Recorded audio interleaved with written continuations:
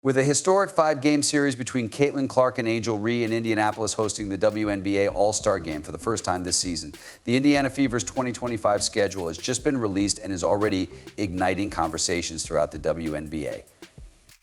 Following a 2024 season in which the team made their triumphant return to the playoffs, this new schedule offers a glimpse into what could be the franchise's most exciting year yet. It's full of milestones, rivalries, and opportunities, but that's just the tip of the iceberg. We're bringing more and more. With the WNBA growing to 44 games and welcoming the Golden State Valkyries, this season is as high stakes as it gets. What are the main plot lines to watch? Which matchups will define the Fever's journey? And how does this schedule set the stage for their success? Fans of this league who may have never watched the WNBA before are kind of breathtaking at points, like the Fever's young dynamic roster led by superstar Caitlin Clark, all-stars Aaliyah Boston and Kelsey Mitchell, and defensive dynamo Lexi Hull have fans dreaming of banners at Gainbridge Fieldhouse. The Indiana Fever and Chicago Sky rivalry is expected to reach historic new heights in 2025. For the first time in WNBA history, two teams will play each other in a 5-game regular season series. This isn't just a scheduling quirk. The league has declared that the matchup between Caitlin Clark and Angel Ree is one of the 7 must-watch moments of Indiana's 2025 campaign. The Indiana Fever's Caitlin Clark is currently the hottest thing smoking, and all those sports are all about the damn ratings. I can tell you this right now, CC will look better than she did last season, even though both rookies lit up the league. However, their head-to-head battles were particularly notable because Electric Clark broke the WNBA single-season assist record, won Rookie of the Year, and led the league in three-pointers made, while Reese set. The two players dominated talks and highlight reels, and their rivalry swiftly became a must-watch event for fans. The Fever won 3 of their 4 games against the Sky in 2024, solidifying their dominance. Each matchup had its own drama, with 2 games decided by a single point. These back-and-forth battles made every meeting between the teams feel like a playoff game. From May 17th to September 9th, we will be watching those 4 games. For 2025, the stakes are even higher, and the two teams will only play each other on weekends to ensure maximum fan turnout and viewership. On May 17th, Indianapolis will host the season opener, and Gainbridge Fieldhouse is expected to be packed with fans eager to witness the next chapter in this rivalry. However, this isn't just about two players, it's about what they represent. Clark and Reese symbolize the league's future, a blend of. Though it will be some time before we actually get to see that Fever and Sky showdown, the fact that it is approaching will likely give some WNBA fans the same boost Caitlin Clark had on Barbie Night, the Fever's 2025. Both players have embraced their roles in different ways, inspiring younger athletes and gaining new fans worldwide. How will this rivalry shape the Fever's season, and can they maintain their dominance over the Sky? Will Reese and the Sky find redemption after last year's close defeats? This year's schedule is a welcome change from last year's crazy opening stretch in 2024 when Indiana faced league powerhouses like the Liberty Sun and Aces repeatedly during a taxing West Coast road trip in 11 games back-to-back. The team stumbled to a 2-win end-loss start before rallying to secure a playoff spot, but this year's schedule makers gave them a fairer draw. One of the marketing offices basically admitted, I won't quote them, that they gave Kin.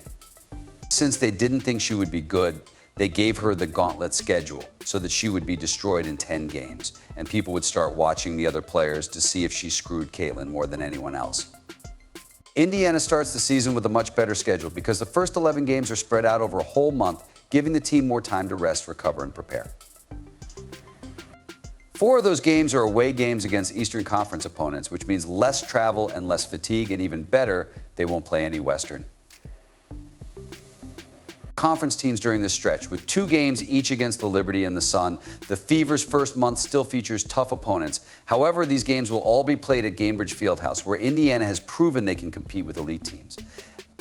In 2024, Indiana played the Liberty close in 2 games, depending on Aaliyah Boston's dominance in the post and Caitlin Clark's clutch 3-point shooting to secure the victory.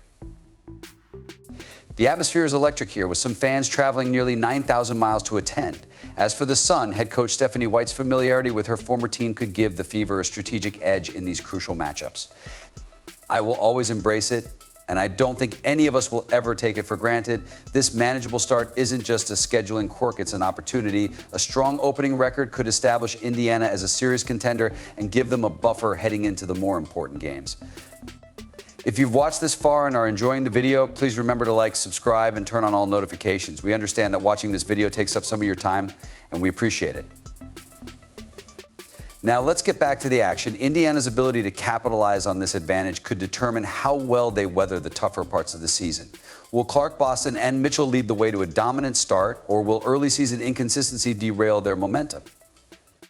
The WNBA is entering a new era in 2025 with the addition of the Golden State Valkyries, marking the league's first expansion since 2008.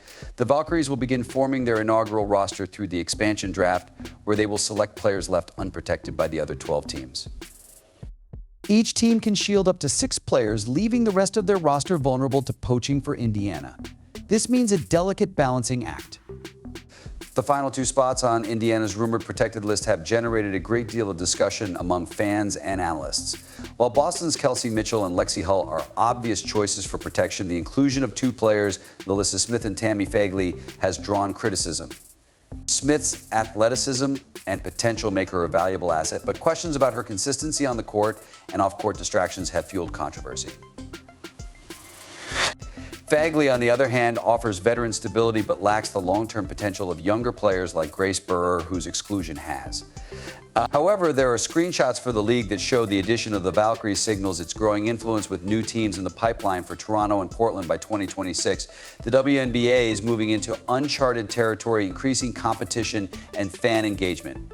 If true, the Fever's rumored list could signal a bold commitment to their current core while leveraging unprotected players as trade assets. The fact that it was deleted makes me think they weren't prepared for the backlash that transpired from said post.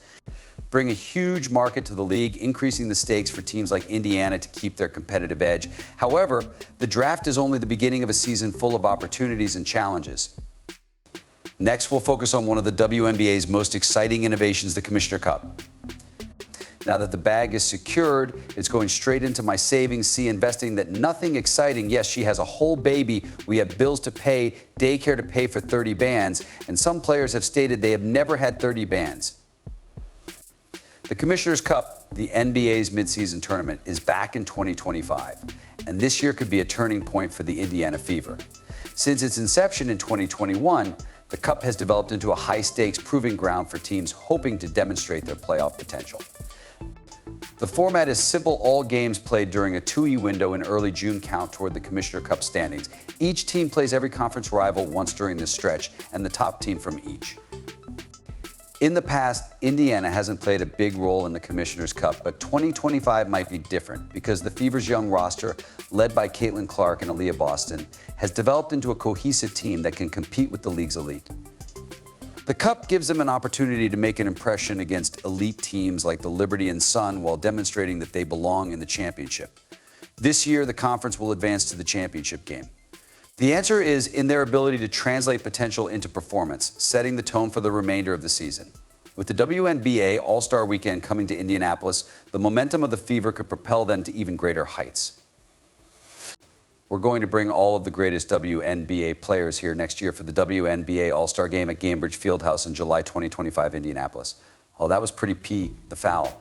Will Indiana rise to the occasion and emerge as contenders in the Commissioner's Cup?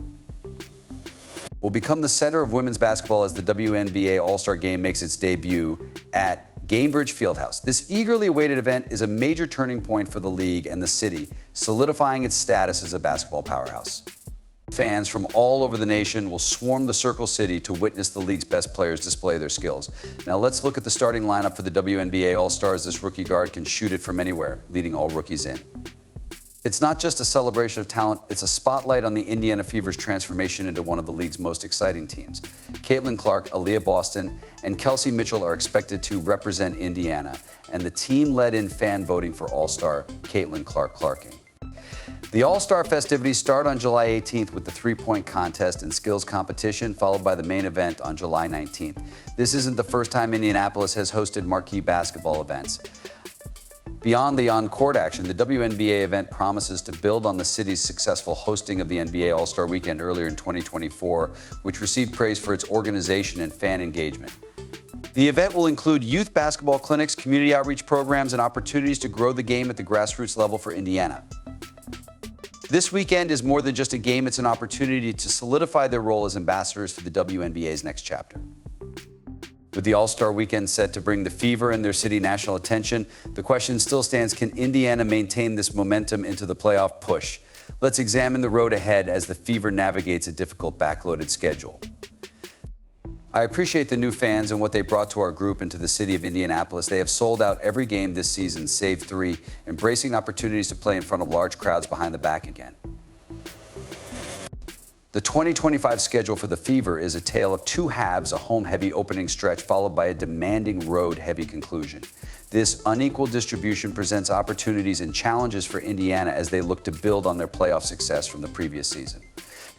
The Fever have a significant advantage in the first half of the schedule as they play 13 of their first 21 games at Gainbridge Fieldhouse. A strong performance here would give them a crucial buffer going into the more difficult second half of the season. Fan Appreciation Night on September 9th, when the Fever host the Minnesota Lynx in their final regular season game, is a bright spot in this difficult second half. If all goes as planned, this game could serve as a celebratory send-off before a deep playoff run. The second half of the schedule is less forgiving, with 14 of the team's games being on the road, including multiple trips out west. These lengthy road trips test not only physical endurance, but also team chemistry. It has been a lot of fun to cover the Fever and the Fever fans across the nation and other WNBA arenas for Indiana. Navigating this unbalanced schedule will require strategic roster management and a relentless focus on maintaining momentum.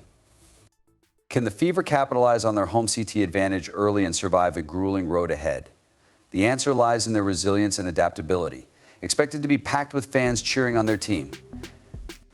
This is a fitting end to a season filled with milestones. The Indiana Fever's 2025 season is looking to be one of the most important campaigns in the team's history. From the historic 5-game series against the Chicago Sky to the midseason excitement of the Commissioner's Cup and the spotlight of hosting the WNBA All-Star Weekend this year, there are both opportunities and challenges for Indiana to demonstrate that they are prepared to compete. With 168 in the building, we're drawing more and more fans to this league. May not have previously watched the WNBA, but Caitlin Clark, Aaliyah Boston, Kelsey Mitchell, and Lexi Hull will continue to lead the charge as the team navigates a schedule full of marquee matchups and exhausting road trips. The team's ability to capitalize on their home-heavy start and withstand the challenges of a demanding second half will be the key to maintaining their upward trajectory beyond the games themselves. 2025 is a year of transformation for the WNBA, with the Golden State Valkyries joining and the Commissioner's Cup expanding, signifying a league on. What's next for the Fever? Will they be able to turn promise into performance and establish themselves as legitimate title contenders? The answers will be revealed on the court, in the stands, and throughout a season full of unforgettable moments. Are you ready to witness history? Let us know in the comments, like and subscribe so you never miss it. The Fever is positioned as one of its most exciting young teams with a roster full of potential and a fan base hungry for success. Indiana has the opportunity to redefine its legacy. And we'll see you at the following one.